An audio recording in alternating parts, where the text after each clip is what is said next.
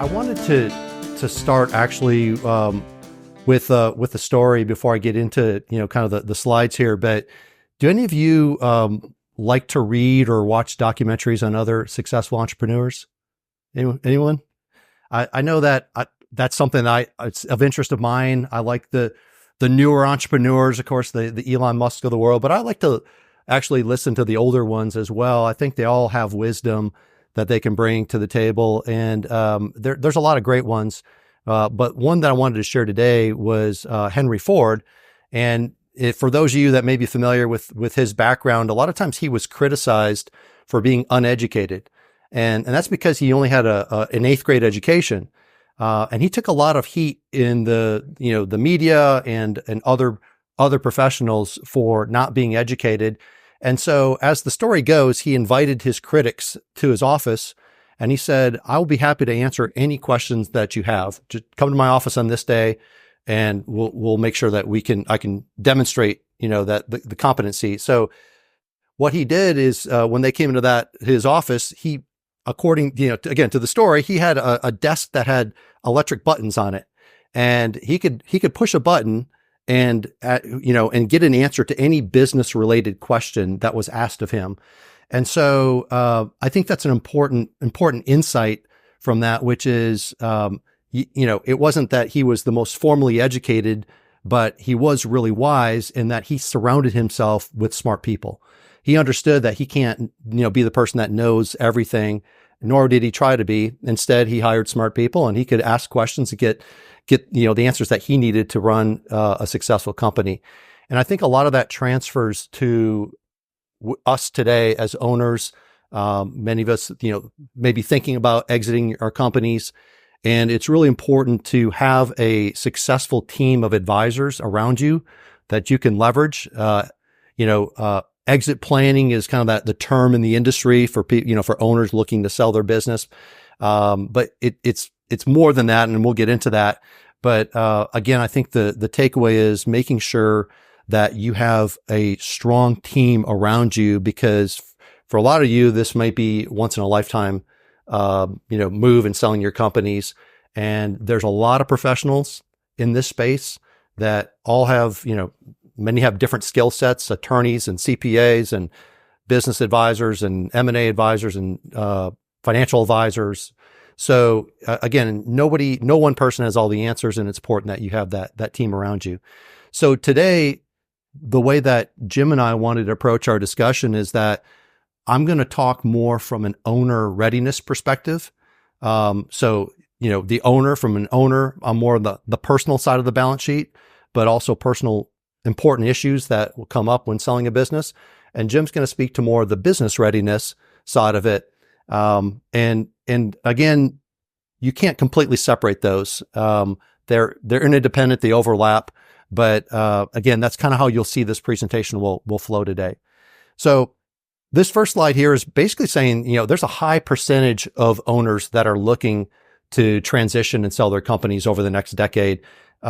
It represents about $4.5 million, 4.5 million businesses, or about $10 trillion of financial assets. So we're talking a huge transfer of wealth over the next decade. And the irony is that you have this high percentage wanting to sell, yet, sorry about that, it should come right back on here in a second.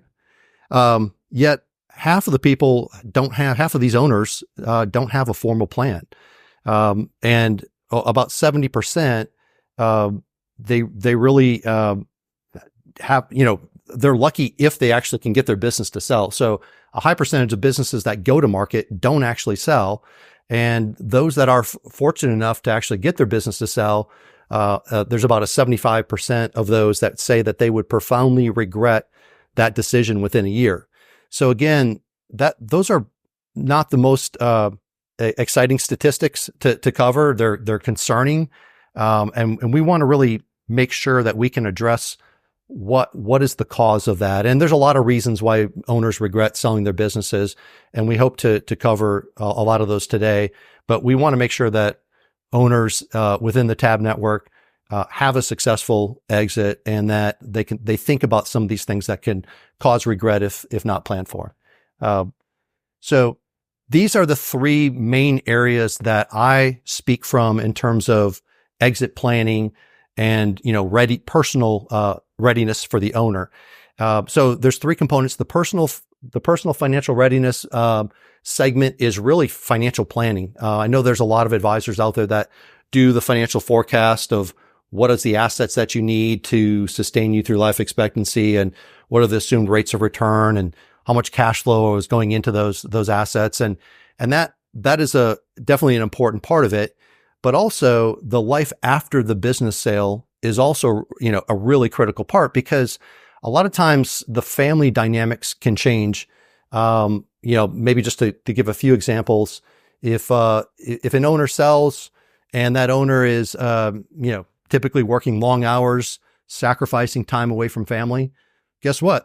Business is gone. He can be around a lot more, which may or may not be welcome. Sometimes it's the question is, do you have anything else you could do today, or any trips coming up? But on a serious note, to be thinking about that and having a conversation with family is important. Also, there may be different expectations of family members. So, the owner that sold the company may think, you know what, I've earned it. I'm not gonna sit in the back of the planes. I'm gonna fly first class, right? The spouse may be thinking, first class, we're going to fly private. And the kids may be thinking, well, why don't we just buy our own jet? So again, I think some of those discussions are important to have with family members. Also with sales, if you have a family business, there may be kids that are disappointed. They may have wanted to run the company. And vice versa. Sometimes there's kids that are in the business. They're relieved that it sold. They want to have the independence to do something else outside of it. So I think the key again is this communication with family, and making sure that these things can be addressed prior to the sale, because a lot of times, if it's not, it can lead to problems down the road. The third piece is optimizing the business value. I'm not going to spend a lot of time talking about that, because that is squarely in Jim's camp as far as business readiness, but it definitely is an important topic. And I think, a lot of business owners, when they sell a company, they understand that piece of it is important. Maybe they get, the personal financial planning in addition to that.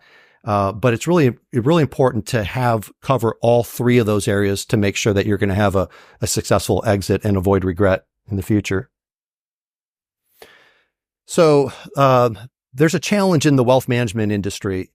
And the challenge is that the typical financial advisor provides advice the same way to business owners as they do to non-business owners.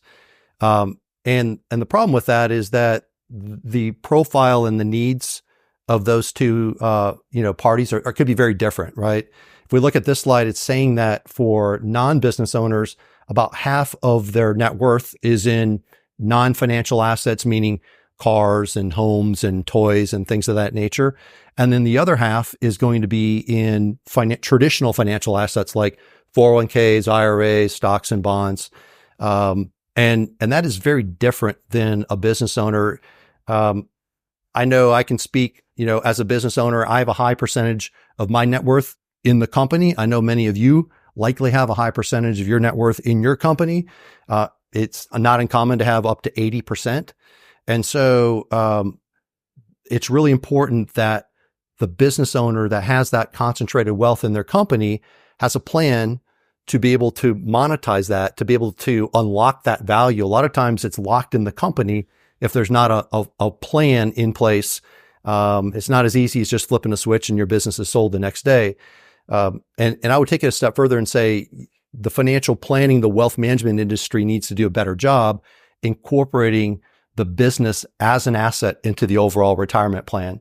And again, no financial advisor can be an expert in all these areas, but hopefully they can incorporate more of the exit planning, topics and work with other professionals as part of the master plan. So, this next slide is really talking about the 5 stages of value maturity. And I think of this as a framework for exit planning. I know people may have different opinions, but the first step is really identifying the value of the company. I know a lot of business owners I meet for the first time, they really don't know what their business is worth. And so I think it's helpful at least to set a baseline, have an understanding. There's different ways to value your company. There's the formal valuation that's typically provided by, a certified valuation analyst, an M&A advisor. And usually those, they cost a decent amount of money. It could be 15 to 25,000 and above. And that could be very well worth it if you're close to exiting, to have that as a baseline. Or you may be a decade out, or at least that's the plan. And, you may not need that formal valuation today. And so there's other informal assessments. There's software that'll look at industries by size and revenue and EBITDA and all those factors. And you can get a pretty good understanding of, again, a ballpark. It's a relative value. I want you to think of it as relative and not absolute, because the exit strategy that you pick can influence the multiple and what you actually can get out of your company. And we haven't even gotten to that step yet. So again, it's just having a baseline, an understanding of what your business is potentially worth and what it potentially could be worth in the future. That's where we're going with this. The next step is really, sorry about that. So the next step is really protecting what you've built. So this is really addressing all those areas that are not so fun to think about. That could be premature death, premature disability, divorce. Business partners have disagreements. Or it could just be that, an owner's ready for the next chapter in their life. They want to do something different. But protecting what you've built is really important. And if it's been a while since you've reviewed your business operating agreement, it might be worth take the time, dust it off, read the language in it and see, does it address those areas that I just referenced? And if it does, that's great. That's a great first step. But then part two is, how are your business operations funded if those events happen? Because for a lot of owners, that they might not have that pile of cash sitting there to then keep the operations going. And so there's different strategies to make sure that there's liquidity in the situation that those events happen. And the third and fourth step, again, I'm going to just touch on these briefly. You might notice that there's a square around some of these. That's really as a owner readiness, where as a financial advisor, I would spend more time being hands-on. Sorry, my computer's finicky here today. And then the center areas, the building the value, that's really more that optimization. And Jim could talk about different strategies and techniques to try to, value drivers, if you will, to enhance the value of the business. And then the harvesting step is really trying to determine what is your exit strategy. There's all kinds of different exit strategies. There's internal strategies. There's external strategies. There's a number of options underneath those umbrellas. It could be, intergenerational wealth transfer to family. It might be selling to, business partners or management, or setting up an ESOP, letting the employees take over. And a lot of this has to do with the owner and what they're wanting to accomplish. It's not always about the money. Sometimes it's about the reputation. It's about providing jobs for the community, having the reputation, to continue beyond just the scope, the life of the original founder. And so that's important to think through those steps. There's third-party sales. That could be selling to a competitor. It could be selling to an investor. Maybe there's a strategic buyer. So, again, those are all different types of strategies. The market sets kind of a range of value multiples.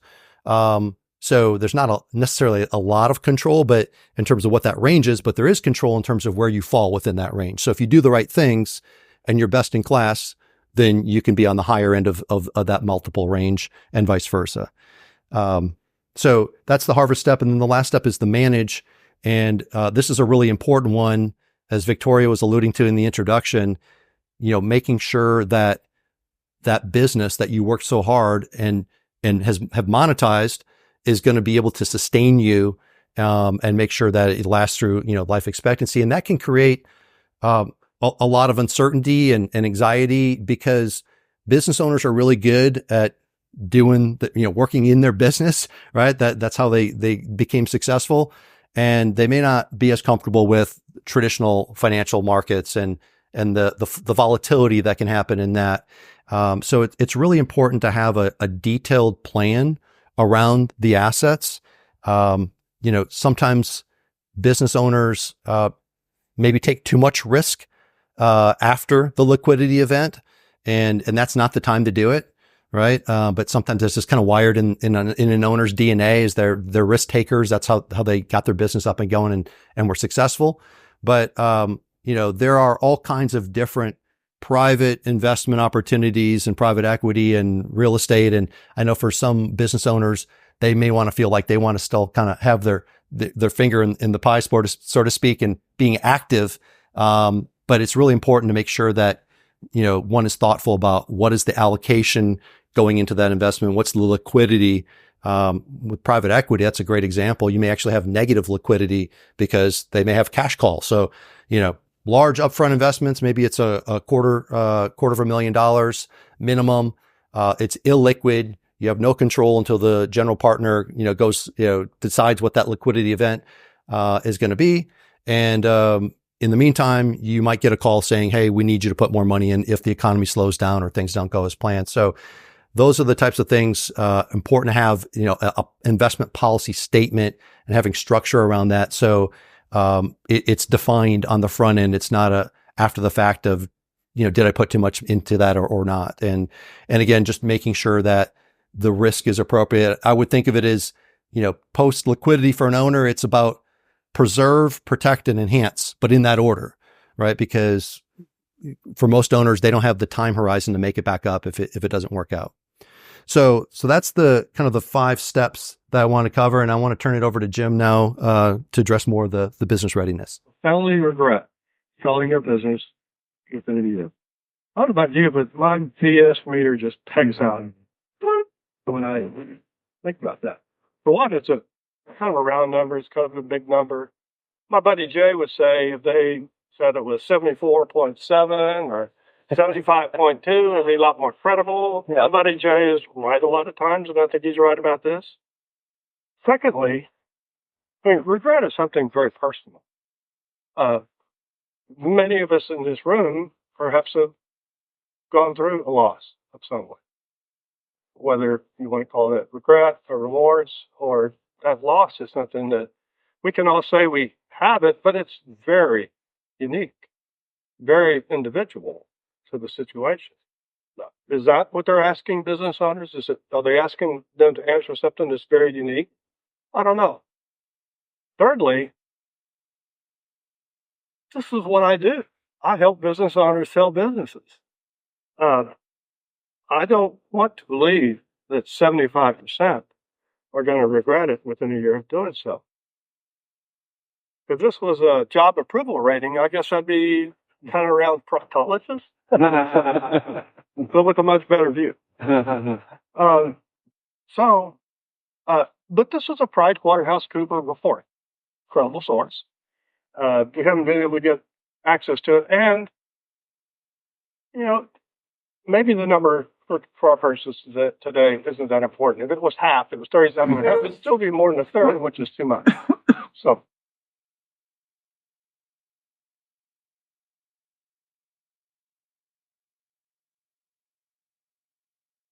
In 1986, the psychologist and behavioral scientist Hillel Einhorn had just become a chair professor at the Business School at the University of Chicago, one of the more prestigious business schools in here, 45 years old.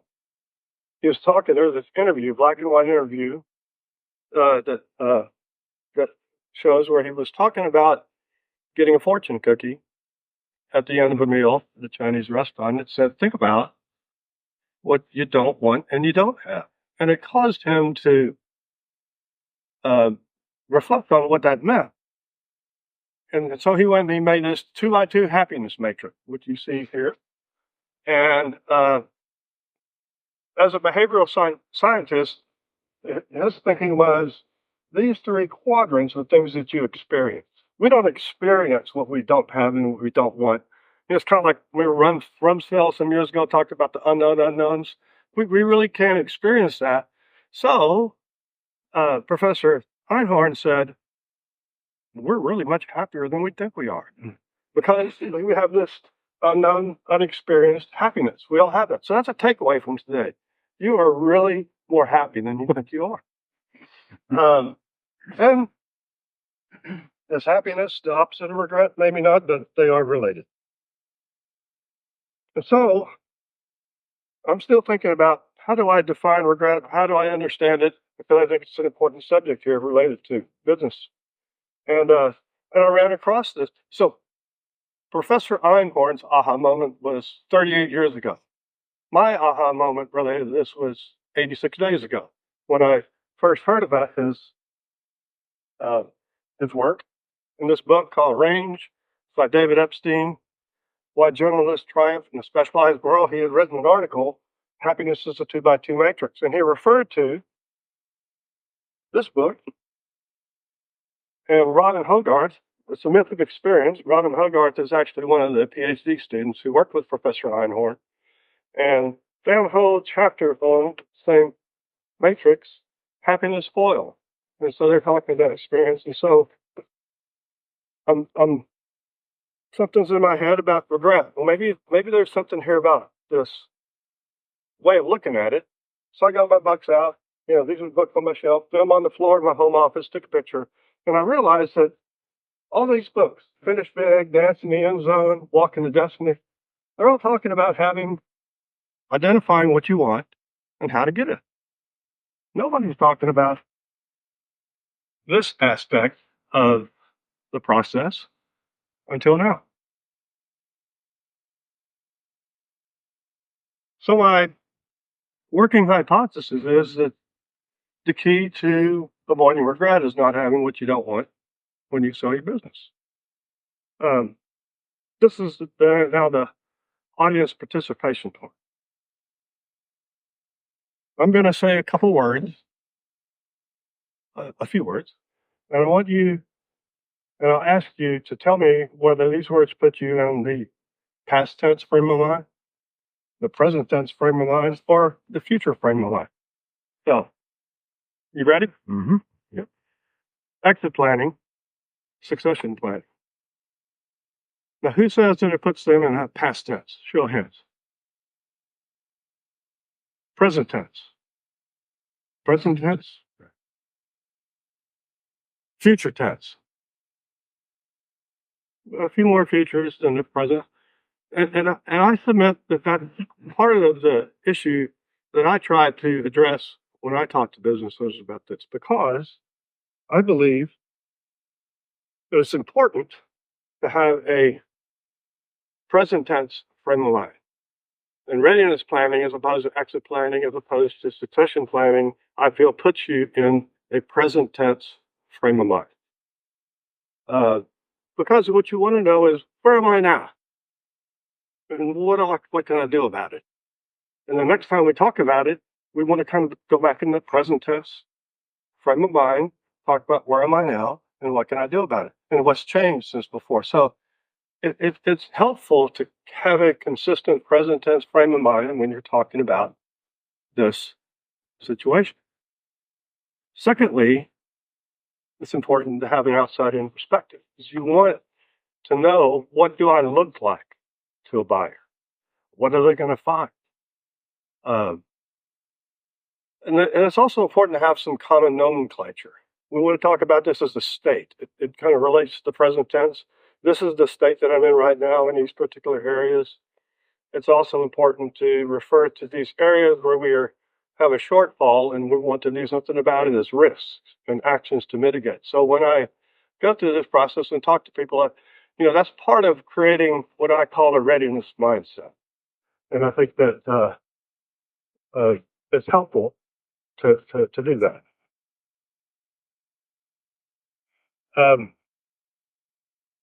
Let me go just to, how do I go back? Okay, if possible. You have to start over? Yeah.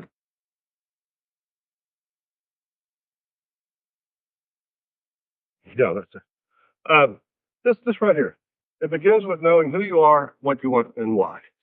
That's part of this Bo Burlingame and it's his insight here, which is a very, very good book. Um, so, similar to the Venn diagram that you saw Derek show a minute ago, I find that it's helpful to think of this as you. These three areas. There's you. We put you front and center. We want to look at your business and your lifestyle. And a lot of times people will look at these independently or separately. And when I do this, I try to look at these simultaneously and pay real attention to the overlaps and intersections, because those are the areas where you really are going to find the critical things to address. And then it leads to a very important question. When the business is no longer there, how are you going to fill these voids? So this process that we're talking about and working through these questions helps us to continually assess where we are and what needs to be done to be in a readiness state. And we further segment these three areas into 9 segments, or 9 areas, I guess. So I've changed the tense here because this is a report card that I would give to someone that I'm doing some readiness coaching with. So instead of you, it's me. Bear with me. We have the personal, your network, and your contingency. Segmented under your lifestyle, we want to know your purpose, your priorities, and your proceeds. And under your business, we want to know your team, your offerings, and your systems. As an example, proceeds would be, what amount do I need to keep from the sale of my business? Can the business provide that for me now? So in that, we're going to have some questions and some effort to try to answer that for you. Or in your network, who are my trusted advisors in confidence? And do you have those? You may need to have someone who can help you in a particular area. And of course, contingencies with wills and insurance and things like that. The objective is to get to a point of readiness in each of these areas. Who remembers the cheese commercials? Jay? Oh, I thought these were kind of cool. You have these guys in the lab coats with their flipboards, and their whole purpose is to determine the maturity of each cheese wheel. By the way, who knows what the real word for a cheese wheel is? It's a truckle. Truckle. A truckle. Comes from Latin, which is the word for wheel or pulley. Trumplia. So, they'll interview these they'll, bring the cheese up in their interview, and the cheese will go, and they want to determine if it's mature enough to become part of the cheeses. The cheese, and so the cheese wheel will say something like, "I know you are, but what am I?" No, he's not ready. Put him back on the shelf. But this is kind of like that, but not in terms of determining if you're ready. So the key word I want to, or the key phrase that I want to take off of this is material adverse effects. What we are looking for in each of these areas is, do you have a material adverse effect or the potential of a material adverse effect that hasn't been mitigated? We never want you as a seller to hear the words material adverse effect when you're selling your business. We want that to be identified and addressed, mitigated way before those questions come up.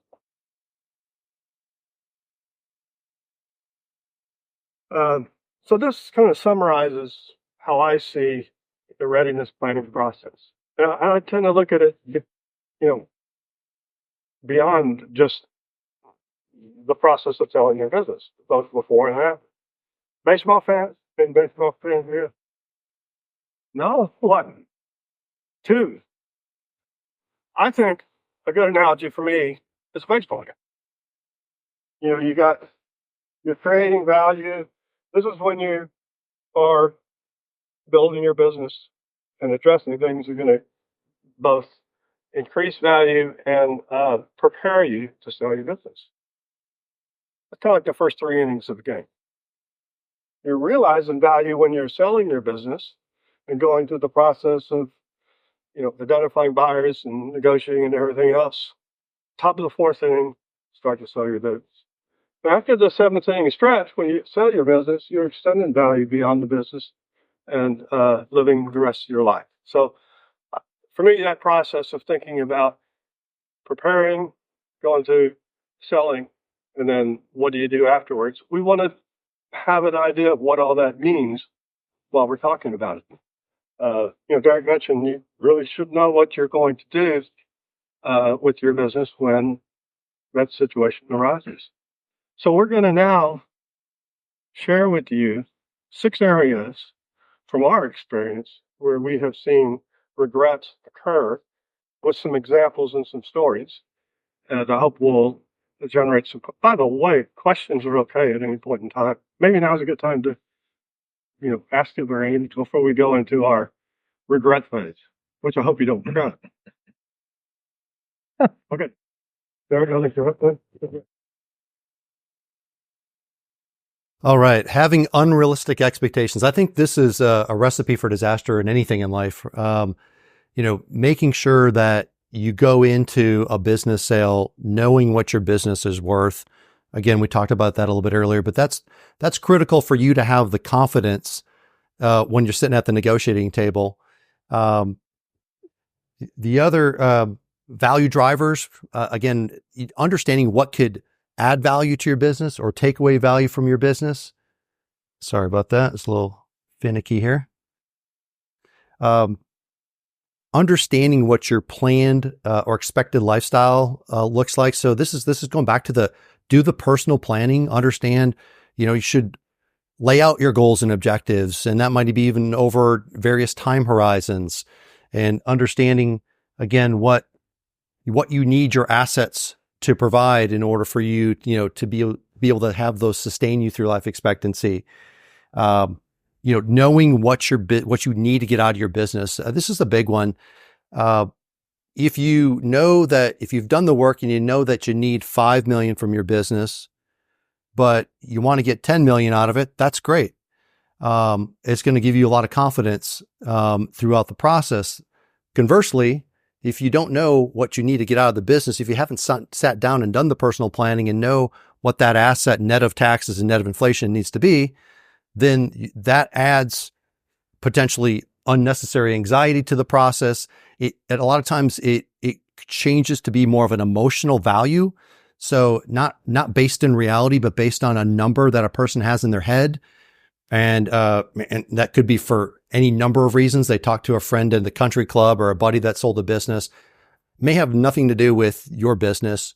So again, understanding, being realistic about the value that you can get out of your company, and working with a professional like Jim or other M&A advisor, and knowing that going into the negotiation is going to really help to prevent, cold feet at the 11th hour.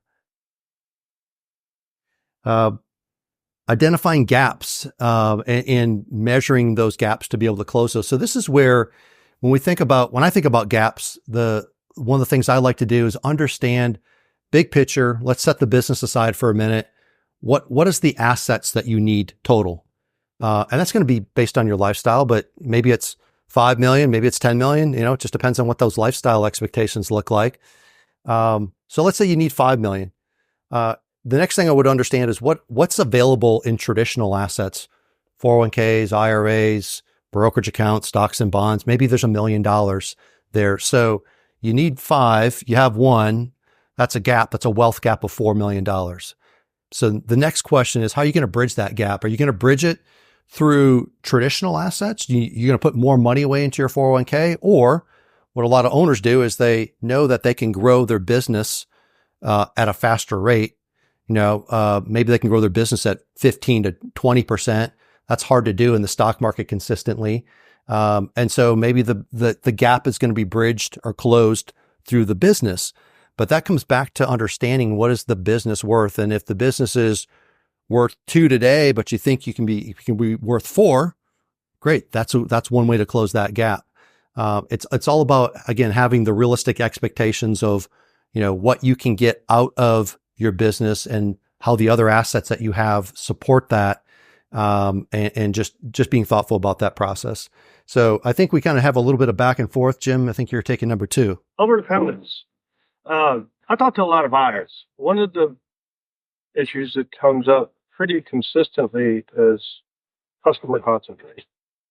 We'll talk about, are you too reliant on a singular customer, or maybe even a singular industry that might be subject to fluctuations? And it's kind of understandable how that occurs. Sometimes it can occur with the best of intentions. It's tempting and it's necessary even to find marquee customers. And I now saw this a lot with oil and gas businesses in Houston, where you have machine shops that have, the oil companies will have their supplier certification process, and you work real hard to become an approved supplier. And once that happens, they're going to send you orders, and it's real attractive and easy to take as many orders as you can without necessarily pursuing other business. And what will happen over time is that there will be some reliance there that isn't necessarily healthy for your business, particularly from a buyer standpoint. So it's very important to think about who you're selling to. It's also, I've had a very specific instance where that overdependence can be as a result from your supplier base.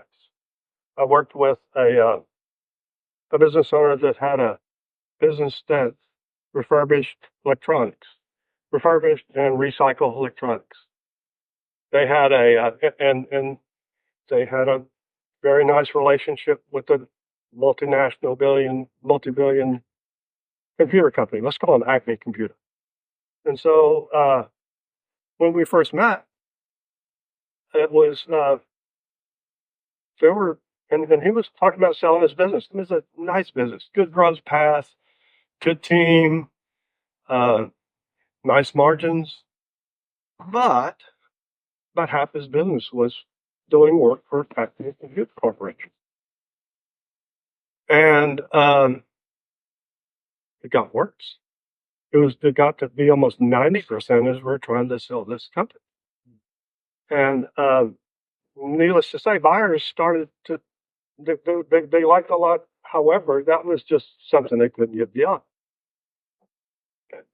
And believe it or not, that reliance then became a problem when the relationship with Acme didn't go well, and they went away.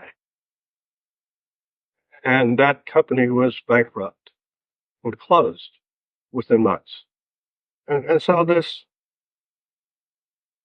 opportunity and this good reason to put those processes and procedures in place as a certification process will help me do, and I'm going to be a better company for them, like more quality products. We really need to be careful with that as business owners if we're thinking about what someone else is going to value and when they look at me. And probably the biggest area of overdependence is each of you. If you in your business have to sign all the checks, or you have to, hell, there were 2 engineers I had as clients before that they did their own inventory. Are you kidding me? Well, we just want to make sure it's done right. They'll go out and warehouse and count their stuff. You can get people to do that. So as the business owner, and that's one thing that TAB does, is that we try to enable people to have freedom. You see that there? Freedom from some level of freedom from the business, so that you're not so involved in it, you're not so critical to it, that the business is dependent upon you. Because a buyer is going to see that and say, well, where's my institutional capital going when I buy this business if you walk out the door. You haven't put the systems in place, you haven't put the processes in place, you haven't put the team in place. All that capability is in you. And so that's a risk. Sure.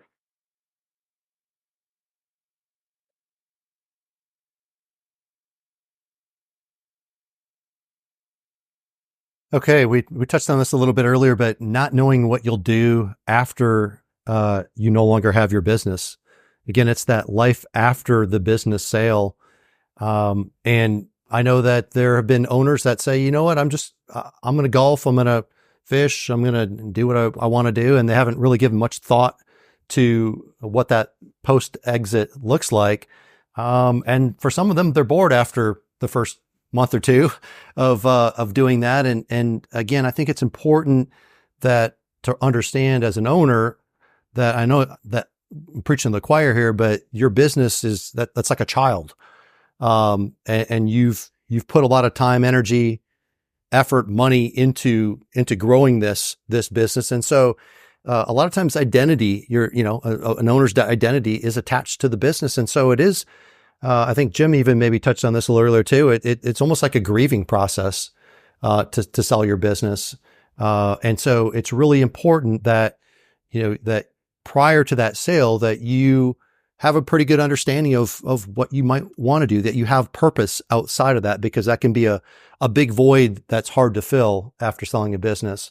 That can be just having a worthy cause.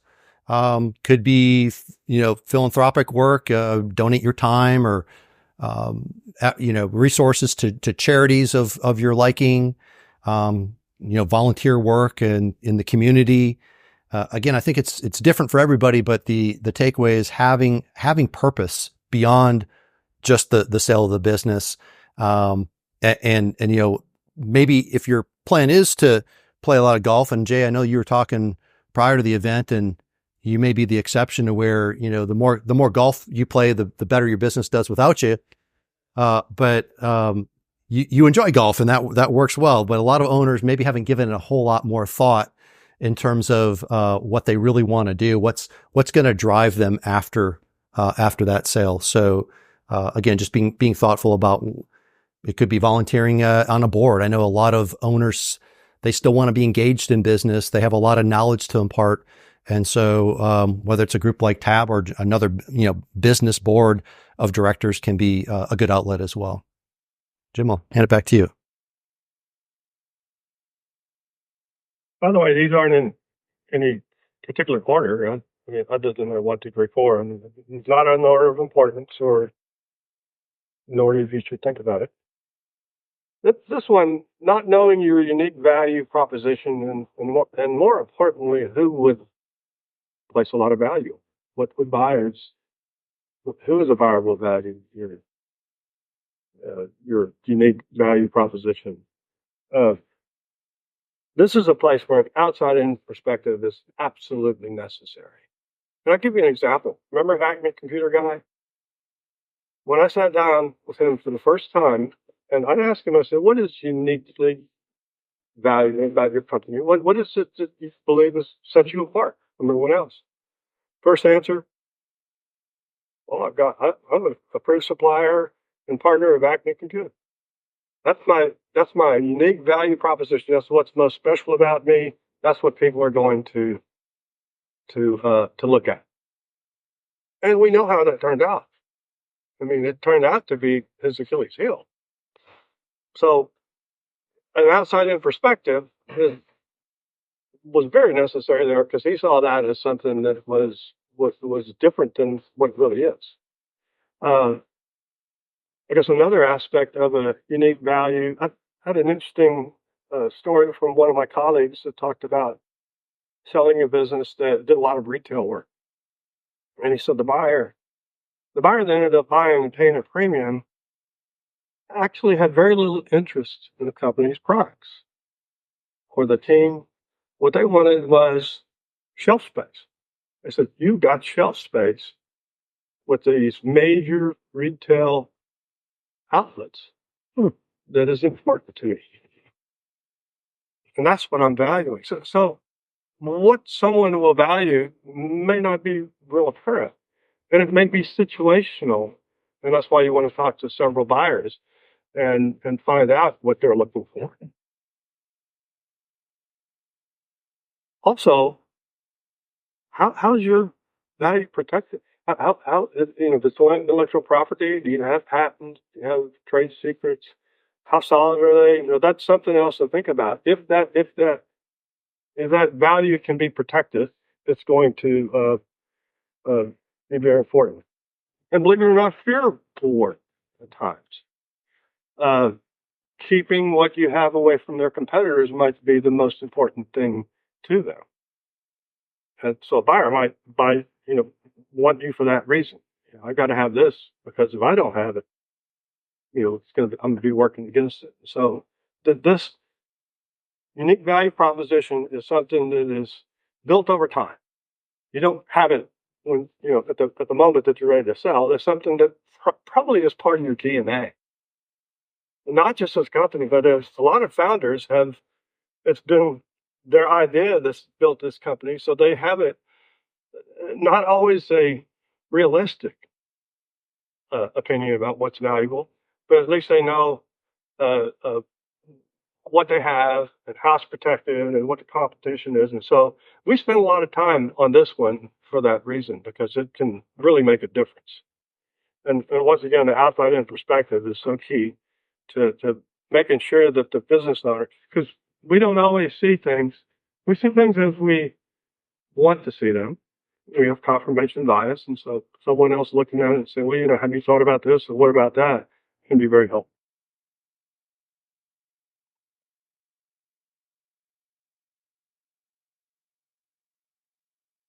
Okay.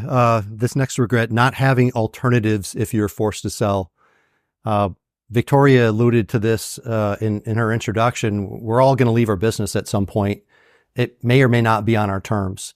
And so this also plays into something Jim said about a present frame of mind. And that's the irony that with exit planning is that when people hear that term, they think, oh, that's in the future. For a lot of people, it's 3 or 5 years out or 10 years out or whatever that time horizon is. But really, that's a misnomer, because exit planning done right is really just good business strategy. Being in a position, being exit ready at all times is where you want to be. So you may not want to sell your business for another 5 years or 10 years, but you want to be in a position where you could sell tomorrow if life happens for whatever reason.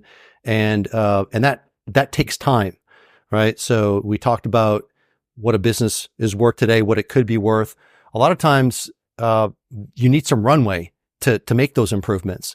It could be a multi-year process to put in new systems and to transfer some of the sales into the next, the leadership team, the management team, getting more work off of the owner's plate. And that's not something that can be done overnight. So it's always wise to have a contingency plan, identify who your key employees are, how you would want them to be part of the business if something happened to you. I know that Tab serves as a board of director for a lot of us and is a great resource. There are also businesses that we work with that they have a separate board of their personal advisors, their CPAs, their attorneys, their financial professionals, and making sure that they are engaged in this contingency planning process. And then, just asking yourself the question, who else needs to be involved? Because a lot of times we may not be thinking another layer or 2 layers deep. You have a key employee and you think that's the person that's going to take, run the show if something happens to me. And they have a great opportunity, they leave. So, there may be multiple restarts. That's also another reason why you want to have a runway and make sure that you've done the proper planning on the front end, because, the plan doesn't always go as you think. So again, this contingency frame of mind, this present state of mind is all about being in a position where you can leave the company tomorrow. And I think I'm in this camp. I'm sure some of you are as well. there's things I want to do. I feel like I would need to do to be in that position where I could leave tomorrow. I don't plan on going anywhere, but I know in my mind that I'm not where I would want to be. And so it's important to, again, create a plan and start just checking them off the list, prioritizing it. It's the old, how do you eat an elephant one bite at a time? And that's how exit planning is, as well, as that it takes time. There's, again, a lot of professionals involved, a lot of different components that play into that. But getting started and really trying to get yourself in that position where you could leave the company tomorrow if needed. Jim? Okay. We're only doing 6, so this is the last one. However, if there is a Mount Rushmore of regrets, I believe this one would be on it.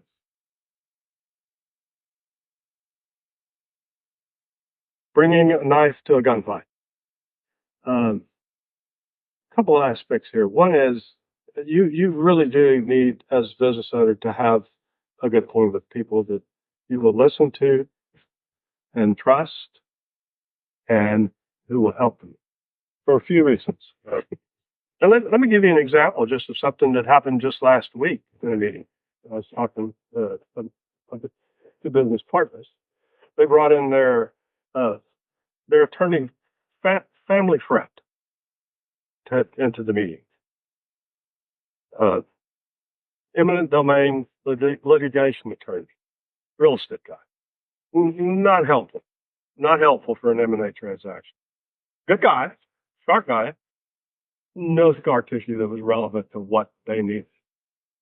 So make sure that you have a good M&A deal attorney, because it's going to make all the difference, and you want someone that you can trust. Make no mistake about it. The odds are stacked against you as a seller. Most of your company is going to be sold to institutional buyers as opposed to another individual, I submit.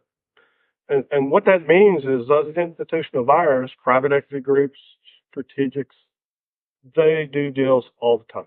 They've got a team of people who do nothing but deals. It's not a fair fight. And even more importantly, in those instances where you're going to be part of the business going forward, if that's the case, and sometimes that is the case, even if it's for a transition period, you don't even want to be in the fight. You want someone else to be the bad guy. You want someone else to be fighting for those things. Also, for the reason it's a very emotional discussion if you're talking about your salary, your compensation, or what is your equity piece worth. And having someone who knows how to fight those, knowing which battles are worth fighting, not even worth winning is one thing, but even worth fighting is important. And your team, your advisors are going to be key for helping you do that. But like I said, most sellers would just sell one time. And the last thing I'd say with that about that is, and I've seen this happen before, where you're in the process of selling your business, and you're so, as a business owner, so involved in that you take your eye off the ball and run the business. And something goes bad, and all this, now you've got big problems, because what you really want is everything to be continuing to run as expected. You don't want, well, I call them material adverse effect before, but you don't want these kind of business disruptions to occur while you're selling the business. So taking that, you want to avoid the regret of taking your eye off the business while you're selling it. And that's a key piece as well. So I want to share a word about leverage. Actually, the word is leverage. Think of leverage as the effect and value creation as the cause.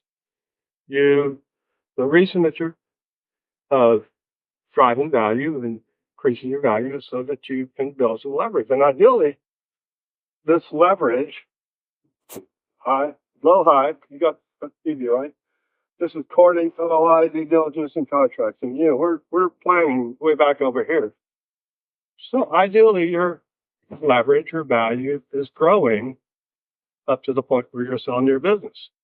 Once you sign an LOI with a particular buyer, which typically includes a no shop and some type of of uh, uh, uh, uh, uh, focus on a particular transaction with them, your leverage is going down at that point. And so it's important to keep that in mind as a business owner, because there are things that you can do with your business, and there are things that you can negotiate, and your M&A attorney should be involved way before you sign an LOI. I believe the worst thing any business owner could do is sign a letter of intent and then go ask the attorney to get involved.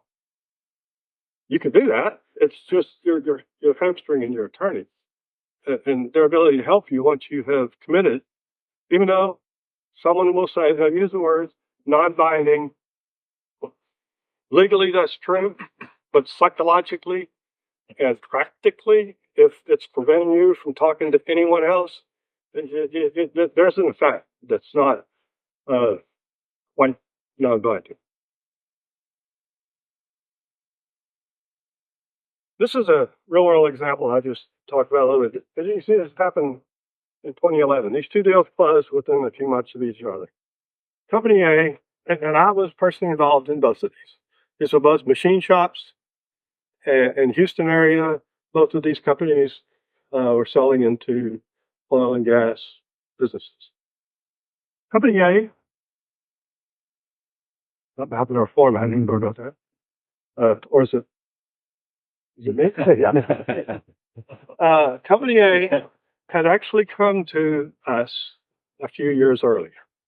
And we talked to him about the things that he needed to do to get his business ready. So he's put in place a management team, systems, and the things that helped him. And he had a good growth path. And so that was a business that we had a lot of people that did and got him a good price. And in fact, this business was under LOI and in due diligence when the owner of Company B comes in. And he starts explaining, sounded a whole lot similar to what we heard 3 years ago to Company A. However, he stopped us after we said, well, we should start with who you are and what you want and why. And he goes, I've got a diagnosis of a terminal disease and I have to sell now. And that changed the game quite considerably. He had no plan, no systems, ran the business on the yellow legal pad. A number of other things on the personal side, family stuff that only complicated it, let's say. But the valuation multiple, that's a five in one case and 3 in the other. And that's just part of it. Because he had a good growth path and he had taken the business to 16 million annual revenue. He was in single digits way back 3 years ago. But this person was where this guy was 3 years ago, and he kind of had to take what he get. And he didn't make it to closing. We got the business sold and closed and got his wife and special needs son a little bit of money. But this is what kind of started me on this whole readiness planning kick. This shouldn't happen. We can do better. And like I said, they closed within very, very similar businesses. So we don't want to be this guy. Recurrence. We do have some time for some questions, and I'm sure you have some. One thing that we do at all of our tab boards is tab board meetings is we wrap it up with our best takeaway. What is the best takeaway? I'm gonna put Jay on the spot. What was your best takeaway from the meeting today? I think there was a heck of a lot more planning than I ever really thought would be involved in trying to sell the business. Yeah. I can see how it takes several years to do it properly. And my other takeaway is, this is the best I've ever seen you publicly speak before in my life. You did great. Wait till I go back to the guys. You go, man, we need to put Jim up and stand him up and let him start talking some more. Well, let's say you're very kind. We'll comment on your judgment, but you're very kind. How about you, Carson? What would be your best takeaway? I think just how much more planning I need to do. I feel like I've been taking the right steps and putting things in place, but it's just a reminder of all the things that I haven't considered yet, or I'm not quite where I need to be. Anyone else? Lamar, how about you? I have 2 again 5. What's that? I have 2 again 5. Not so again 5? Do I know those people? Am I already building relationships with them? Do I have their cell phone numbers? Yep. Good point. Anyone else? Anyone else want to share a takeaway with the rest of the group before we open up the questions? I won't put anyone else on the spot. Go ahead, Rick. Come on.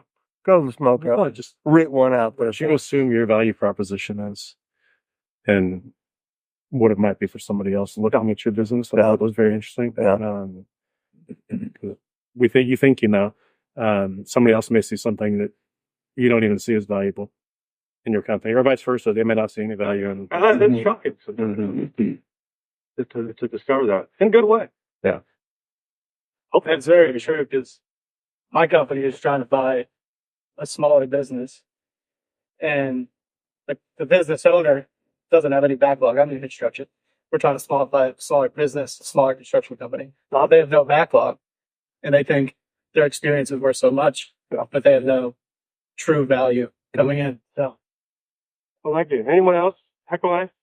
No one learning what a cheese wheel is called? Nobody? I worked hard for that. and hold on, and you're happier than you think you are. I'll take that. Jim Pius. Well, I've worked with Jim for 3 years, and this is probably the 3rd meeting I've been with him one-on-one somewhat of our large group. And the advocacy and intent, he drilled me about 2 weeks ago in San Antonio at a post meeting. And we were in a meeting, and he was drilling with very good questions. And he says, you're hearing me, but you're not understanding and you're not agreeing with. And I kind of rose up and I said, you're right. And it's the first person that has, in a long time, has shown me this blind spot in a caring way that helped me. And then he turned the tables on me, and then he revved up the positive side of what we were doing together. And by the time he left to come back here, I was all wound up. I went home. My wife said, how did it go with Jim? And I said, well, first, the meetings went well. And then the post meeting didn't go well. Then it got really good. Work with it. That's a side. Troy, you're looking at buying the business. Troy Plott here is a successful entrepreneur, sold a great business, got a big pile of money, maybe not. But you're looking at buying the business. What has any of this helped you to think about that process? Yeah, planning ahead would have been, not complaining, but planning ahead would have been more advantageous for sure. Okay. Anyone else? Questions? Yes, sir. What would you recommend for let's say a team? You want to build a team. So obviously, there's the PA, M&A attorney, an investment banker like yourself, or, depending on the valuation of the company, maybe it's more business broker. Who can get behind you? Good question. Thank you. All those are important. And I take a different phase. What is my business worth, and what do I need to get out of it is a very important question to ask early on, that someone like Derek or a wealth manager is clearly set up to do. What does my lifestyle look like, and how much money is it going to take for me to have that lifestyle? Can some of my business produce that? If not, there's gaps and we got to close it. So early on, way before you get in the process of selling your business, that's someone who's critical. Once you start the process, that M&A attorney, and the emphasis is M&A attorney, deal attorney. If Paul Teach was here, it would be we'd be high-fiving right now because that's exactly what he does and he would want to hear and he believes. And so a deal attorney is critical in that process where, you started to sell and you're going to go through, getting all the documentation done. Now, when it comes to M&A advisor or business broker, this is, and I'm not unbiased in this area, I'll admit that, but I think that too often people aren't asking the right questions about who to hire. They ask questions like, what size companies do you work with? And what industries do you work with? And I think there's trouble with both of those questions. And the reason I say that is I believe that the real question is, what type of buyer am I going to go pursue? If you're pursuing an institutional buyer, you're going to be selling to another company, a strategic, or you're going to be selling to a financial institution, a private equity. That's where you really need an investment banker. And, because a lot of times those are securities transactions and investment bankers are licensed to do securities transactions. And so, however, if you're selling to an individual, regardless of the size of the transaction, if you're selling to an individual, that's more suited to a business broker. And so that, to me, that's a better question than what size or what industry do you work with. And the reason I worry about the industry, and I meant to mention it earlier about bringing a knife to the gunfight, sometimes a business owner will hire, well, we've got people that they only do deals in aerospace and defense. And I want a M&A advisor who only does deals in that space. Well, it's important to have experience there. However, the people that position themselves as experts are doing deals over and over and over with the same buyer. And you're selling a business one time. And so you really have to question how independent they can be because they're taking you to the people they do deals with all the time.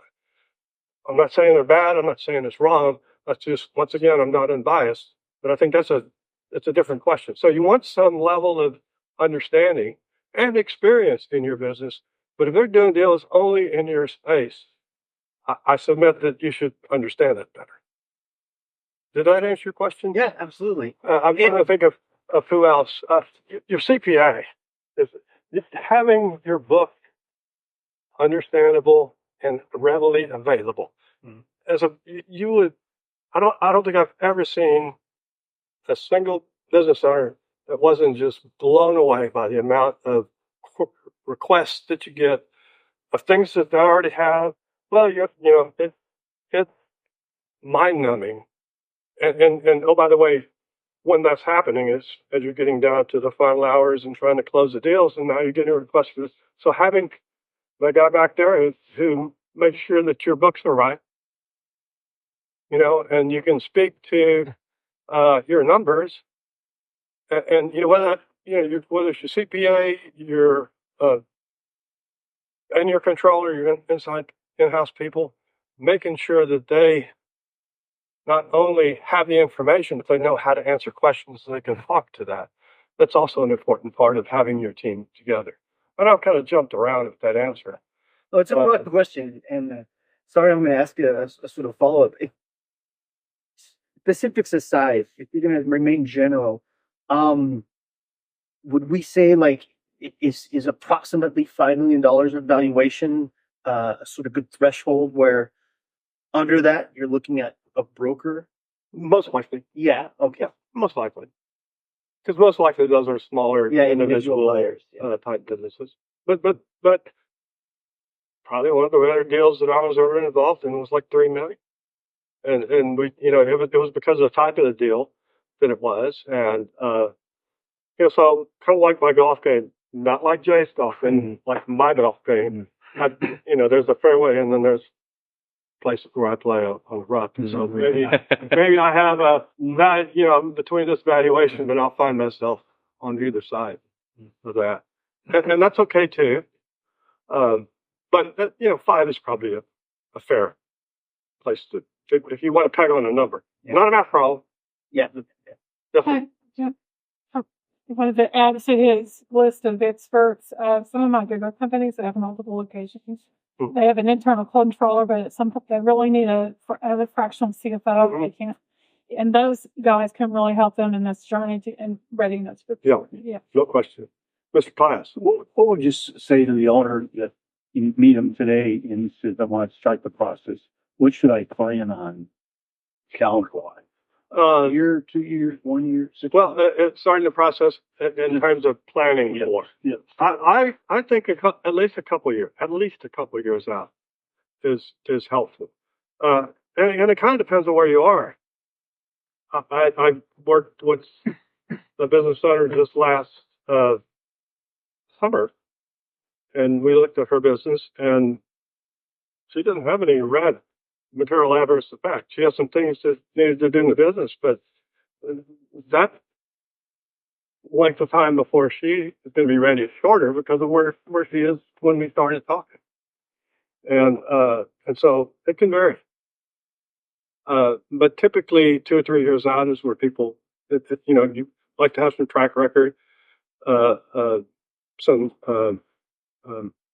scoreboard, whatever you want to call it, traction, these too often, people think, well, I put something in place and now it's fixed. Well, it's helpful to show some results from that thing that you put in place, and someone's going to have more credibility as opposed to just saying, yeah, it's fixed and trust me. So I think a few years out is a good plan. Is that Yes. answer your question? Others?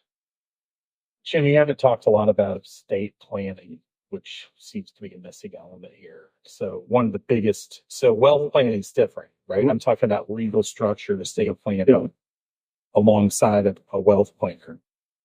It seems like those are two different things aside from down the road. Well, interestingly enough, I do think that the question that he's best suited to answer, but I appreciate the way you've characterized the question because it's an important aspect. Yeah. Well, if you don't answer it, I'll go. Yeah. So my take on that would be, yes, technically estate planning is a separate planning topic. I would tell clients that I'm not an attorney. I'm not going to be able to execute the documents, but we can definitely talk about it and we can incorporate elements into the overall financial plan. So that could be conversations about what you want to see happen to your money. Obviously, selling a business can be a big impact to the finances of an individual, and maybe you now exceed the exclusion to where you're subject to an estate tax. I think a good planner, advisor is part of their value is they're going to bring in professionals as needed. So there may be times when you need an M&A attorney. There's times where you need an estate planning attorney. There's times where you need maybe just a business attorney to help set up legal structures, different skill sets, but having somebody there, a good planner can help you coordinate the overall plan and then bring in those professionals as needed. So I think it can be incorporated into the overall personal financial plan. But definitely, I would say you want to have that estate planning attorney, that licensed professional to execute the documents and but again, I think good planning, you can lay out what those goals and objectives are. You can think about, a lot of times it's, I want my kids to be productive members of society. I don't want them to feel like they're entitled and they do whatever they want. And so, okay, well, maybe some trust planning is going to come into play. And, you can start helping them think through some of these types of vehicles and then bringing in the attorney to help execute. I think also a planner can help to decipher some of this because sometimes attorneys speak in a certain language that doesn't necessarily translate to owners as well. But again, I think the team is the key, is just getting the professionals around the table together to work through those. Thoughts on timing? We talked about prepping the business, which I would say 3 to 5 years, right? If you have a sizable business, Well, 3 years. yeah, I mean, you may be faster than me, but I mean, it's a lot more than you think it is. The more planning that you do, well, I'd like to think that the more is better, but maybe that's not true. Having enough time to do it. You kind of touched on something in your question that I'd like to elaborate on, I think, if I understand your question correctly, and talk about business structure. What might you want to think about? Could be from a tax standpoint. Any Definitely from number a of tax standpoint, but I'm thinking about like my own legal structure as an individual, right? Am I going to Puerto Rico before, the exit? What am I doing? What am I doing as a person, correct, to maximize that return? Mhm. Which is different. The business stuff, I think I'm a little bit more adept at, and I got to head around. But it's the personal side as I get older, Jim, which I have to work day in a few days. So it's like, okay. I mean, every year you're like, all right. And I think there's a little bit of a ping pong, right, between, well, don't do this yet. Wait till the company gets to X, right? Now, two tech companies that are growing rapidly, but you brought up unexpected things. This has been the year. I don't think it's too early to ask a question. Someone may say, the ideal timing is to do it here. I will say that if it's about company structure, don't wait till the last minute and try to do that while you're trying to sell the business. And then, for one thing, the IRS isn't too happy if you do it for the purpose of selling business or whatever. So some of those things you want to have done. Why wait to do it then? For sure. I would maybe take again, the business is one side, the personal is another. I'm an advocate of having personal planning in place. It's easier to take an existing plan and modify it than to try to create it at the 11th hour. So, the earlier you do the personal planning, the easier it is to come back, make adjustments. And we get clients that call and ask about, what do we think about, the candidates that are running and the proposed tax changes and things like that. And our position is we can't make decisions on what potentially is going to exist in the future. We have to make decisions on what exists today. And if the laws change, if the tax laws change, et cetera, then we can come back, we can update the financial plan. But again, it's much easier if that plan is already in place to make those changes.